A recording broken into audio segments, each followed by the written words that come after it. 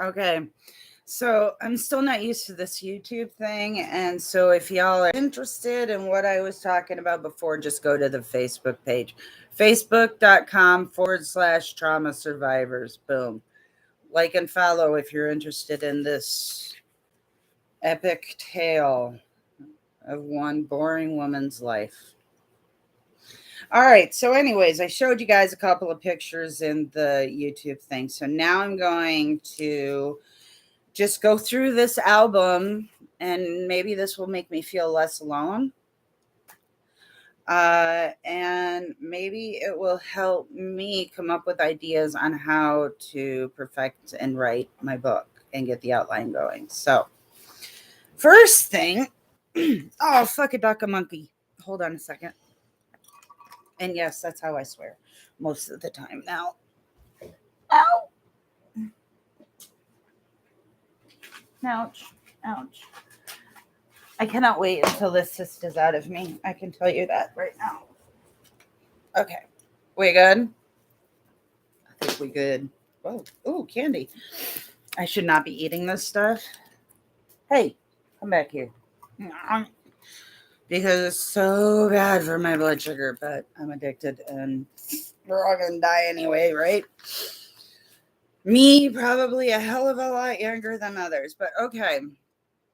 Dear Jesse, or no, this was February 4th, some year. Dear Jessica, sorry I've been so long in answering your letter. I've been a little under the weather, but okay now. It doesn't mean that I don't have you always in my thoughts. So you are losing weight. Don't lose too much. Heather and Jenny are on a diet also. Jenny is doing really good. She has lost 10 pounds. Good for her. Have you taken your mid-year exams yet? Let me know how you make out. We are getting a lot of snow down here. How is it up in Warrensburg? Ooh, I was living in Warrensburg at the time of this letter. Well, babe, there's not a lot of news. I think everyone is getting a little sick of winter and looking forward to spring. Enclosing some Christmas pictures for you. Maybe you can start a new right back when you can. Study hard and be good. Love always, Grandma. Say hi to Pat for me. Over. When you write my address. The first time I sent my grandma, I put grandma. And not to mention, this actually brings up another interesting little tidbit about me. Hold on. Yeah, you saw that nasty flab, right? Ooh. Oh yeah, and there's hair, bitches. Look at it. Look at it. It's nasty.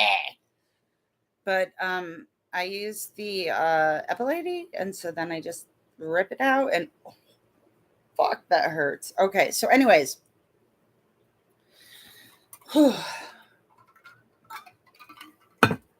So my grandmother and I, we tried to keep in touch throughout the years, and one of the things that she always used to tell me was, I wish you could focus on the good times, the good things. And every time she said that, it just made me cringe because I'm like, don't you think I want to? But I don't see good things, right? Well, I'm hoping that some of this stuff will maybe revive some memories. The problem is I get so triggered and it makes it very difficult for me to function, but I have to do this if I am going to write the book so that there are other people out there like me who have some guidance. And if anything, they know that they are loved. All right. This one was January 4th, 1987. Dear Jessica, Happy New Year. How's my girl?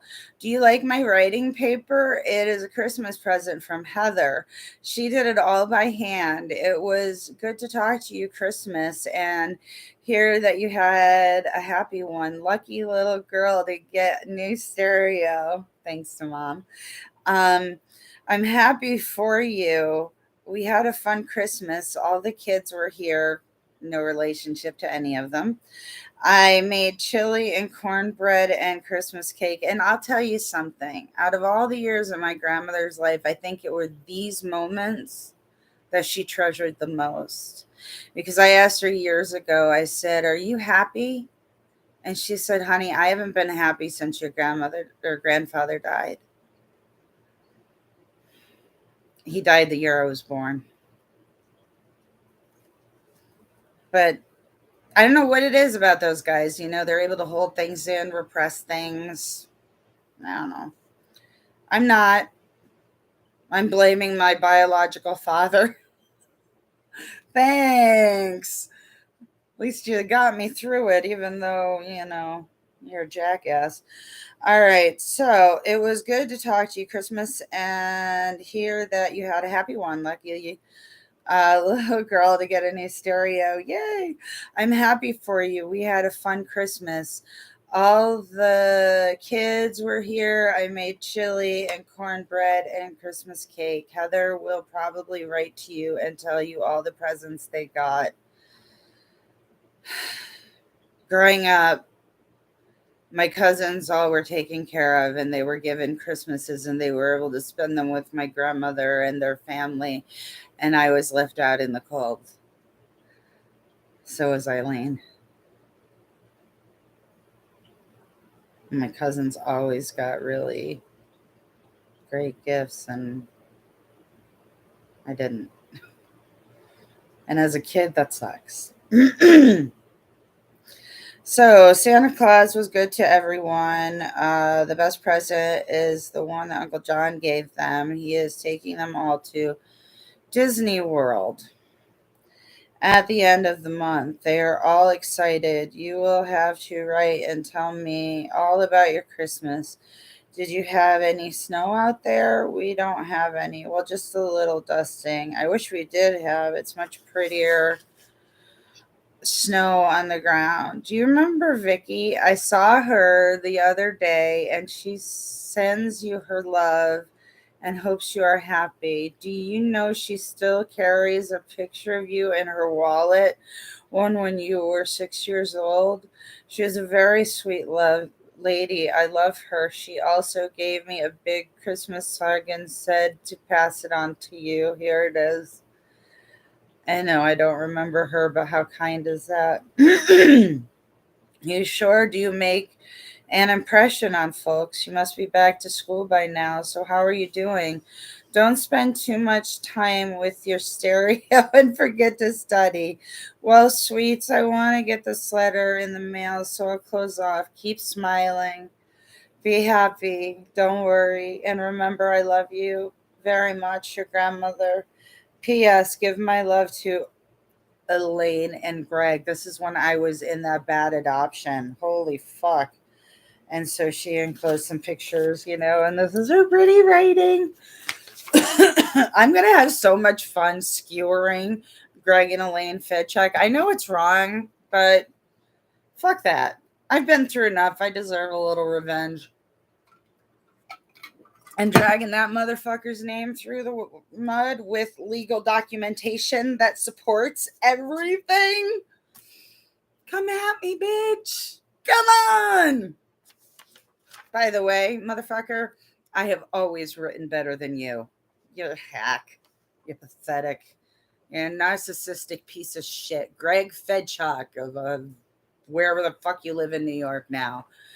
Elaine is your wife, and you are going to suffer for what you did to me. I don't forgive, and I don't forget.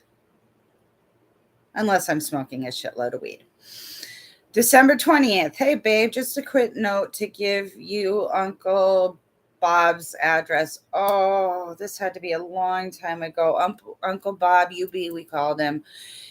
He moved to Florida with Aunt Nan, his ex-wife, to have a better way to end I guess his life. And he was the only one who ever measured me. And I bet that stupid bitch Angela and her husband, like when they moved into that little bungalow before they could get their own home, I'll bet you anything they just went all over that. But he was the only one that was fucking nice to me and gave a shit about me. So glad you liked your sweatshirt. That was pretty sharp myself. Holidays are busy, so we'll do justice to your letters after the season and the pace slows down a bit. Happy Mary, love always, Graham. Pretty handwriting. Okay, let's see. Recalling shall I try that again? Recalling special memories, granddaughter on your birthday.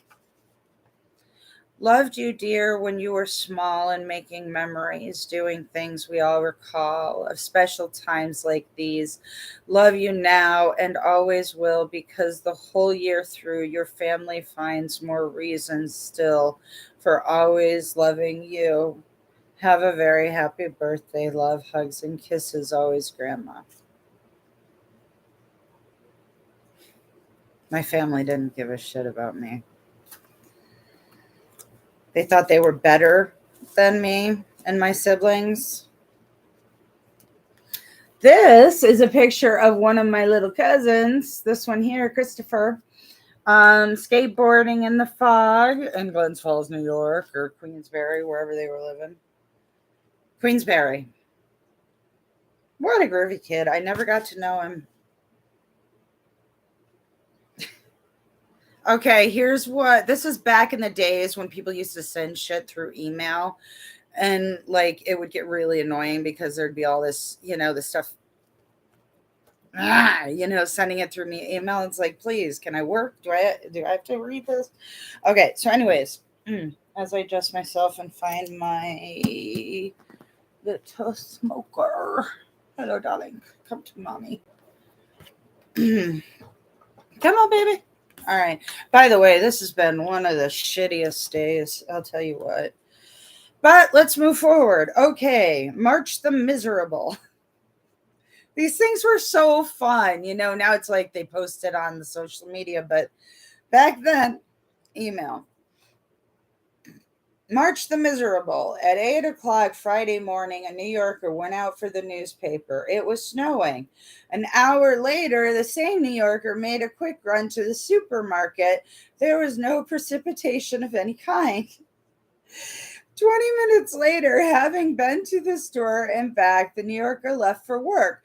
By now, it was raining. In the 13 minutes it took for the bus to get uptown, the rain stopped. Just before 1 o'clock, the New Yorker looked out and off his window and saw the sky brightening in the east. And you have to be a New Yorker to get this, man. But okay, so the New Yorker, so the sky brightening in the east, eschewing the umbrella and boots, the New Yorker headed for the street. By the time the elevator descended the lobby, it was raining again. At 3 o'clock, the sun came out. If this isn't March all over, chilly, capricious, and as chancy as Lotto, should one wear an overcoat or a raincoat, boots, or old sneakers? It is too late in the season to lay more fire or too early to think about taking down the storm windows. Yes to all the questions, and no as well. There's no way of knowing what the rest of this month will be like. The only that most of us probably won't enjoy it. Oh dear, no, we won't do that. That's not PC, so I won't read that joke. Everybody is so very, and understandably so, sensitive to what is a good way to represent the people. It's not a matter of political give me a second. It's not a matter of critical. Fuck me. So we're going to move on, and I may come back to that. So this I did before I was adopted in like what, middle school or junior, I don't even know. But that was the first time that we had computers, and so we would make these designs and stuff and have a little fun with it. So that was one of the first ones, and yes, I kept it because unfortunately my problem is that I am a sensitive person. Now this one is a bit difficult for me. I'm going to talk to you a little bit about this. Man, I hope somebody watches this and relates. So, oh, I can't wait to get my new glasses. You're going to laugh when you see them. 1991 is when Pat McCullough died. Um, so they had in loving memory of Patricia Ann McCullough, January 24th, 1991 prayer. May the angels lead you into paradise. May the mar oh, I can't read. And I'm getting old fashioned bifocals, which is great because my glasses are old fashioned and bright pink or purple. I was like, if I'm going to wear glasses, I might as well live it up, right? Okay. Prayer. May the angels lead you into paradise. May the MART, where are you? Martyrs. I think that's martyrs. May the martyrs receive you at your coming and take you to Jerusalem. Ugh, the holy city. May the choirs of the angels receive you, and may you with the once powerful Lazarus have rest everlasting. Amen. Roman ritual. May the souls of all the faithful departed through the mercy of God rest in peace. Amen. And I never got a picture of her. I didn't know. I have an image of her, but I don't know if it's real or not. But Pat McCullough, she was my caseworker since I was put into the system since I was 3 years old. And she's the one who knew me the longest. And even she wondered sometimes if my relationship with her was a good thing or a bad thing. So this, I think, is from the park. We got these. So I, of course, scrapbooked them because that's what I did back then. And appreciation, Jessica P. Dun, dun, dun, dun. I seriously did very little work. Seriously, I sucked. I feel bad for like my partner in the park because she basically had to do all the work. All right, now I'm going to read you something that my mother wrote.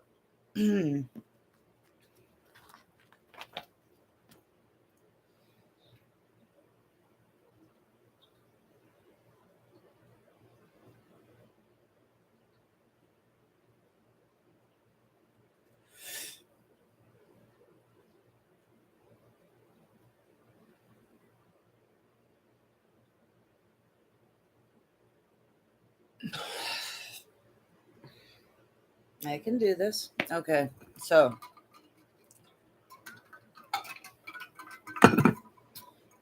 dear Mama, she's writing to my biological grandmother. I don't know yet what I'll get you for Christmas, but even the nicest, most expensive thing don't appeal to me. I can't find anything material that would spell out to you how much you mean to me. I'm your only daughter, and I should have been so much more. You deserve better, God knows, but I remember little things about you that stick in my head and they don't leave me. I try hard to be a kind person and see all sides. I love people, Mom. I really do. You taught me that. I don't know how to be most of the time. I say silly things or don't talk at all. Much of the time, I'm at a loss because I can't express my feelings. Well, I don't know why I'm basically very shy and awkward with most people. I see beauty, Mama, and I see so much of it in you that I just want to put my arms around you and comfort you. I know a little of how I have hurt you, and I know your quality for forgiveness and not making a fuss over the little hurts you encounter daily. You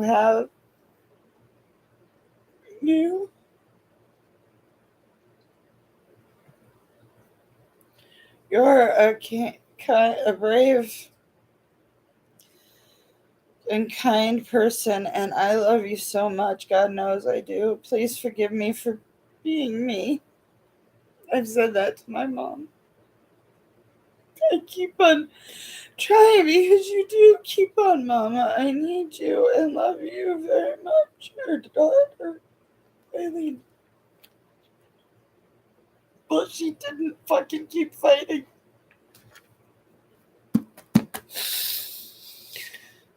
She didn't keep fighting.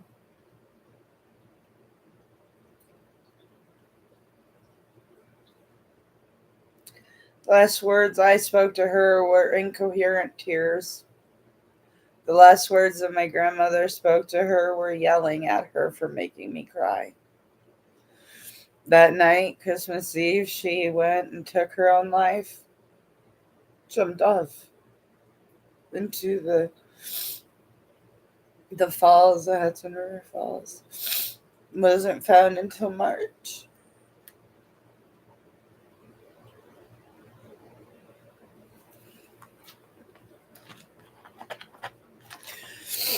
My dad, I'm not sure of the date he died, but I know it was that he was born in March 1917. I remember his hands. I trusted their touch. I would play with his fingers. I must have been very small. When I was 4, I had to sit on his lap and lay my head against his chest to hear the even, secure beating of his heart. It gave me great.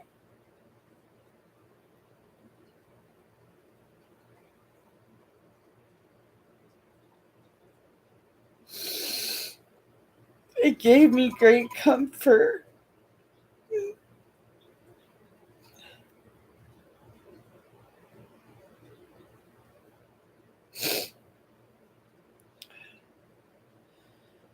My dad was quiet and peaceful. Now that I'm older, I can see how he suffered much the time. He was shy and very humble. He was kind. After many years, I've come to know that I really loved him. He protected me, but I didn't realize at the time that he loved me too. I was always so concerned for my own needs. Had I only known how well my needs were met, I believe I could have been a joy to him. I see more now, and I remember more, and if I find that I miss his presence, and I find that I miss his presence, he guided me quietly and patiently and honestly, and I can see now how very much he cared. Now I love him and want to. What's more, I love him, and what's more is in being able to see his qualities and know how much loved. How much he loved. I can love too. I honestly miss him. He was a fine man. I thank God that if I was chosen to be his child. Everybody's got to go back to that God figure. I don't understand it. I do not understand it at all. But I do need the tissue. So if you're interested in this and you would like to continue watching it instead of stopping it, I'm gonna go get tissue. I'll be back. Oh, I'll be back.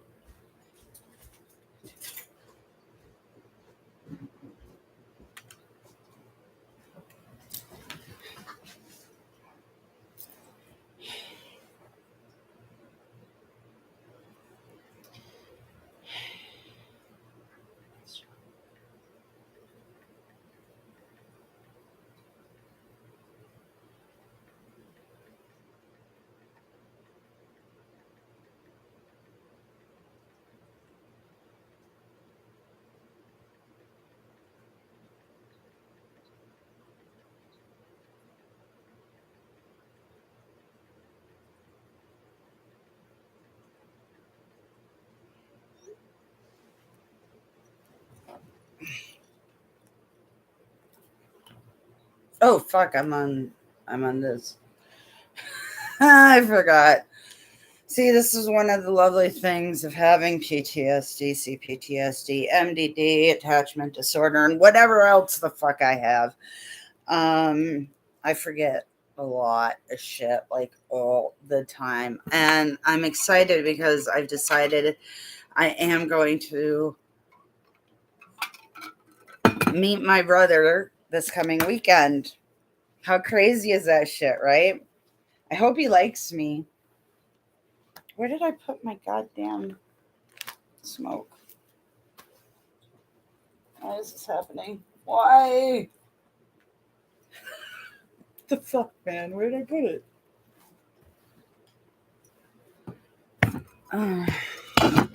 Told you I'm professional. Maybe this one will work. This has to be plugged into.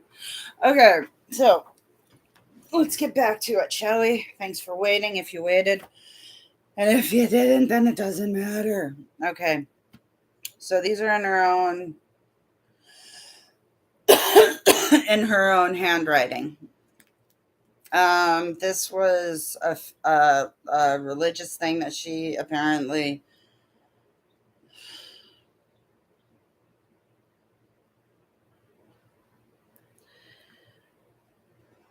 What a hypocrite. The Lord is my shepherd, I shall not want.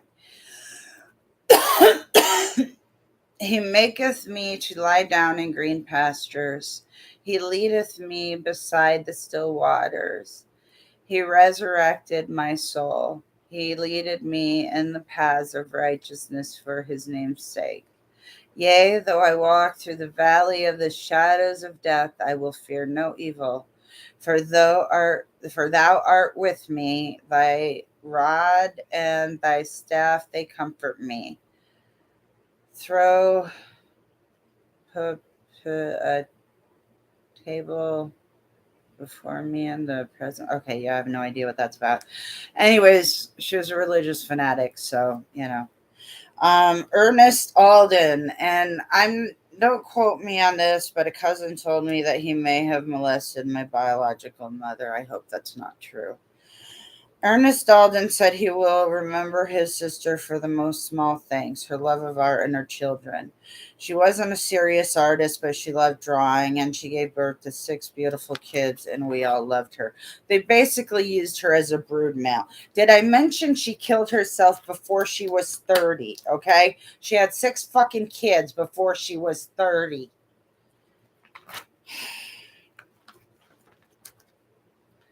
Of my many, oh, this must be, oh, this was 1987 by Mal.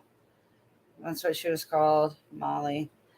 And I found out why too, because she used to be the gun moll for my uncles when they played. And that was like the girlfriend of the mobster who would shoot the bad guys too. Throw anointment, my head will oil, my cup runneth over.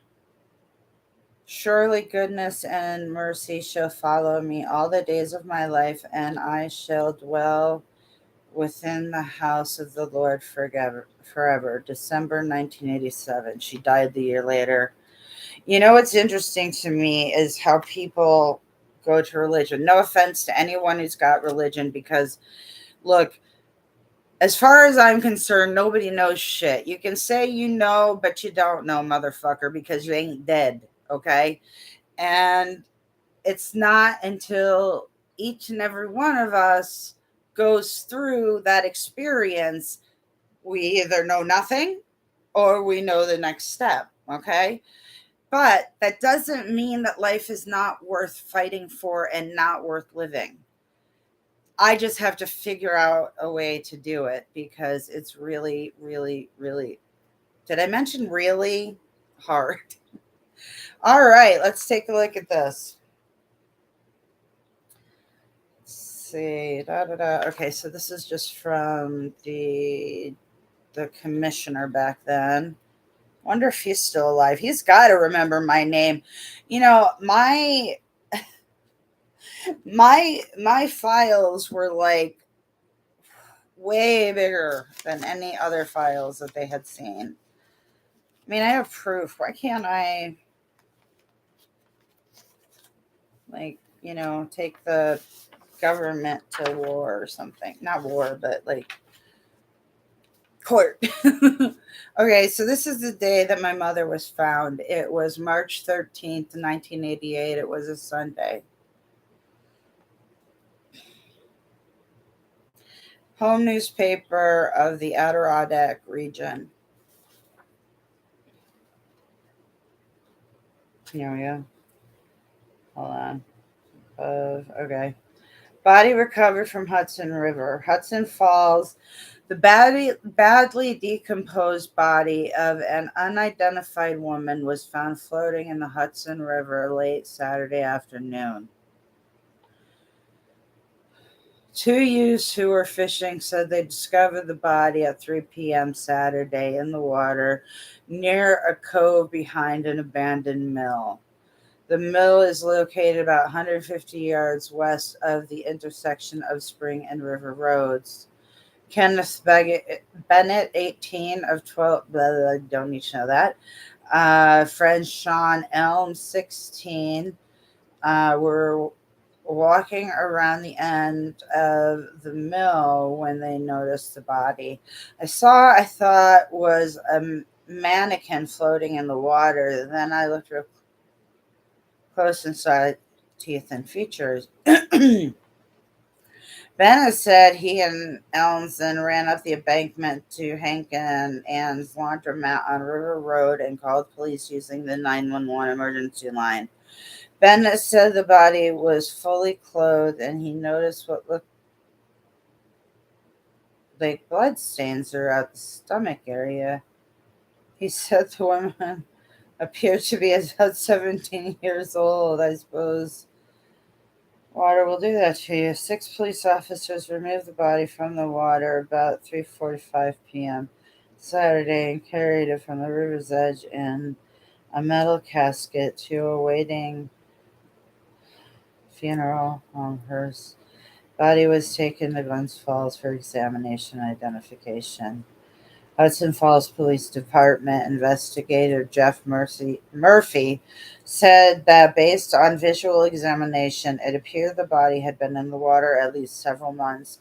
There were no apparent wounds, but also said that foul play has not been ruled out. Murphy said the woman's age, height, and hair and color could not be determined, and that the condition of the body was hindering identification efforts. This is so badly decomposed that the best we can determine is it's female and it's human. Murphy said the woman's body was following wearing a red plaid shirt and red slacks. No shoe, coat, or jewelry were found on the body. Murphy said no identification was found on the body. An autopsy was expected to be performed this morning by Glens Falls. Murphy said he hoped the body would be identified through dental records. Police investigators were examining missing persons reports late Saturday in hopes of identifying the body. Area police listings of the names and persons were not made available until Sunday.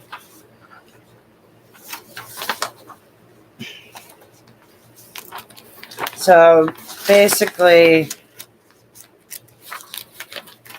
all they wanted after she died was to get rid of me because I was no longer a part of their pilot program and I no longer had a mother and I was a problem child.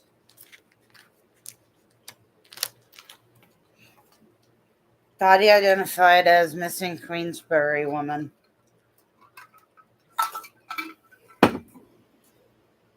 Monday, March 14th, 1988. The body recovered from the Hudson River in Hudson Falls Saturday, that of West Glens Falls resident Eileen Elizabeth Alden, last seen alive on Christmas Eve, Glens Falls police said Sunday. The 39-year-old woman had been missing since she told a friend that she needed to step outside for a breath of fresh air, police said. Uh, is this folded? No, it's not. Okay, so they didn't really do a great job copying. After the woman disappeared, authorities identified the partially decomposed body found floating in the river as that of the 39-year-old Newcomb Street resident. Doctors used dental records and x-rays to identify the body, Washington Creek coroner David Pushy said Sunday. A family member was then brought in to confirm identification. The cause of her death has not been determined. But he said foul play has been ruled out. He said it would probably be the end of the week before ruling. Anyways, that's just.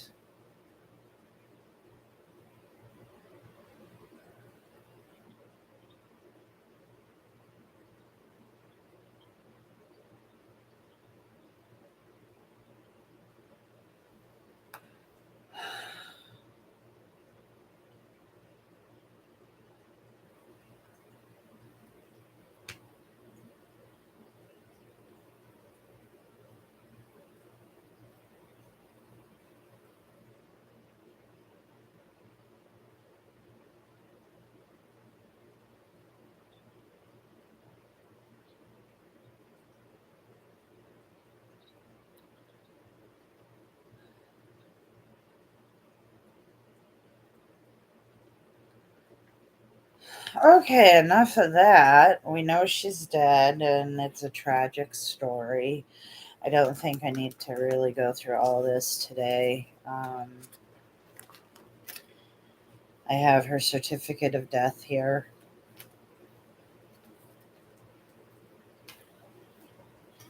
It fascinates me that my siblings went to religion immediately.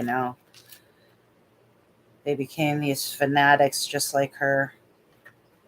They have a mentally ill sister, very mentally ill. This girl is not eating. She has got a fever of like mental illness, frenziedness into her. And it's scary because that chick is gonna die young. There's no way. She's not feeding herself.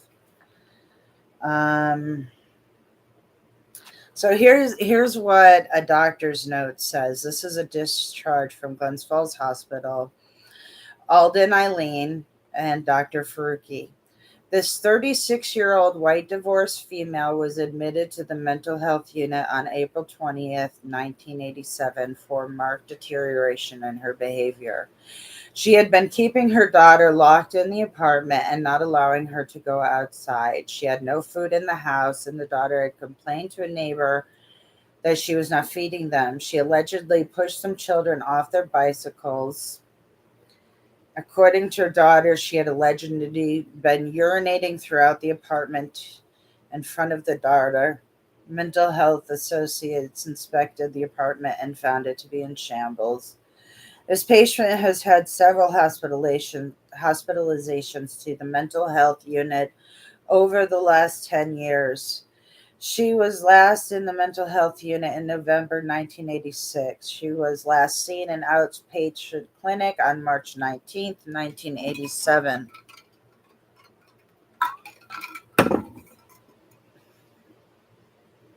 with her daughter, at which time she had been doing well. Apparently, she had not been taking her medications as prescribed, although she herself denied this. Shocker.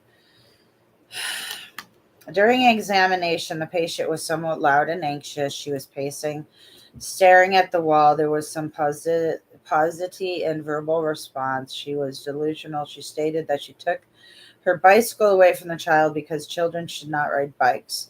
There was no suicidal ideation. She was oriented on all spheres. Her insight and judgment were poor. This is lab stuff. You don't need that. So the patient was treated with supportive psychotherapy, group psychotherapy, occupational therapy, and was put on Haldol, Litholbid, and Coragard. Initially, also remained very withdrawn, hostile, and sarcastic, but she gradually started coming out of her room and attending group therapy programs and therapeutic activities. She started having visits with her daughter, which went very well. She started going out on passes and handled herself well during the passes. So I don't know if you're aware, but the day passes is like, okay, well, I'm still here getting help, but I'm going to go out for a day, and then I'll be back at a certain time. um, she was discharged on May 27th, 1987, feeling much better herself, year before her death. At the time of discharge, she was not showing signs of neither elation or depression. She was pleasant and cooperative. She would be going to an apartment supervised by the Mental Health Association. Her discharge medications, blah, blah, blah. You don't need to know that. So, final diagnosis: bipolar disorder, manic, schizoatypical personality, and hypertension. But every time you showed like a little hint of progress,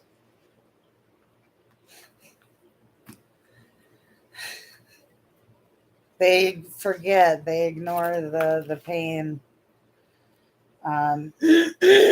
Excuse me.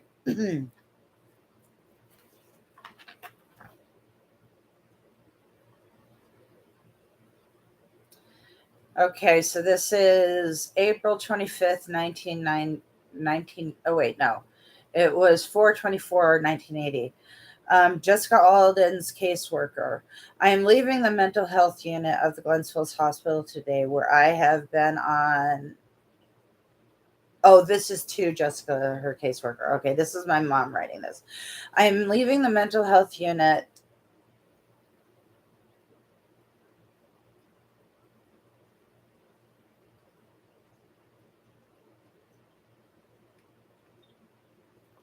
Everything has to be charged. God, I just fucking need something that will help me. Something to take away my pain. Where'd it go? Uh oh, I lost it. Where are you? That is so weird. I had it and then boom, gone. Okay, well, guess we'll charge you. There we go. Anyways, I feel confident now that I can cope well with the care of my daughter and am requesting hopefully that Jessica will leave foster care and be allowed to live again with me, her mother, as soon as possible. As Jessica was attending daycare,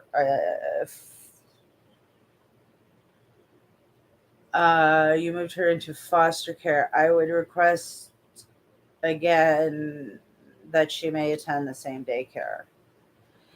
I will be at the same time attending a daycare program myself at the mental health unit until I find an opening at the community workshop, which will help enable me for a job of my own in the future.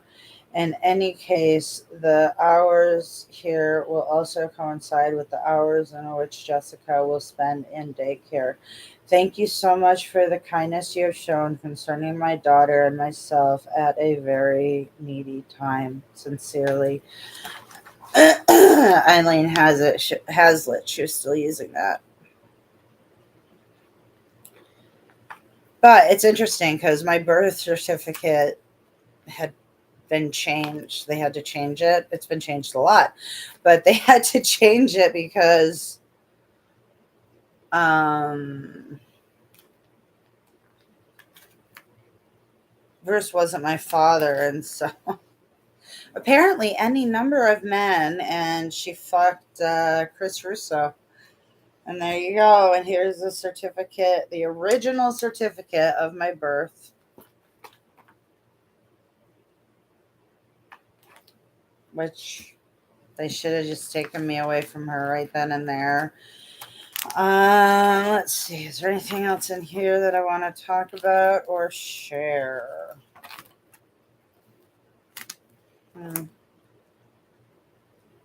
I think we'll leave the rest for another time. This has been pretty exhausting. It's amazing how much just a little bit takes out of you. But I need to get through this and I need to work on the book because I know that the book will help people. So this is step something. I don't know. I also need to figure out where the fuck my nope, there it is. Got it. Thank you very much. Okay, so if you have any questions, comments, and again, please like or subscribe or however the fuck this works. I am just trying to reach out to other people like myself, people who need help, who are lonely, who are struggling. You're not alone. You are valid. Your story is valid. I hope that I can help you see that.